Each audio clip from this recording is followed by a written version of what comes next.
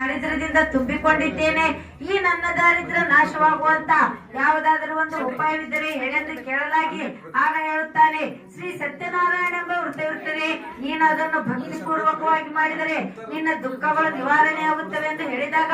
ಆ ವೃದ್ಧ ಬ್ರಾಹ್ಮಣನ ರೂಪವನ್ನು ಧರಿಸಿರ್ತಕ್ಕಂಥ ನಾರಾಯಣ ಪೂಜೆಯನ್ನು ಮಾಡಿದನು. ಇದರಿಂದ ಆತನ ದಾರಿದ್ರ್ಯವು ನಾಶವಾಯಿತು. ಆ ದಿನವನ್ನು ಉತ್ತಮ ದಿನವನ್ನಾಗಿ ಆಚರಿಸಿ ಸತ್ಯನಾರಾಯಣ ಪೂಜೆಯನ್ನ ಪ್ರಪ್ರಥಮವಾಗಿ ಯಾರು ಮಾಡಿದರು, ಯಾವಾಗ ಮಾಡಿದರು ಎಂಬ ವಿಷಯವನ್ನ ಇಲ್ಲಿ ಕುಳಿತಂತ ಭಕ್ತರಿಗೆ ತಿಳಿಸಿ ಎಂದು ಹೇಳಿದಾಗ ಆಗ ಹೇಳುತ್ತಾನೆ, ಒಂದು ದಿನ ಒಬ್ಬ ಬ್ರಾಹ್ಮಣನು ತನ್ನ ಐಶ್ವರ್ಯ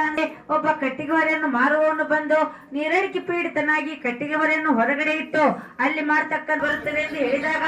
ಆಗ ಹೇಳುತ್ತಾನೆ, ಇಲ್ಲಿ ಕಟ್ಟಿಗೆ ಹೊರೆಯನ್ನು ಮಾರುವವನೇ ಎಲ್ಲ ಮನೋರಥಗಳನ್ನು ಪೂರ್ಣ ಮಾಡಿ ಕೊಡುವಂತ ಶ್ರೀ ಸತ್ಯನಾರಾಯಣ ಪೂಜೆಯನ್ನ ಮಾಡುತ್ತಿದ್ದೇನೆ ಎಂದು ಹೇಳಿದಾಗ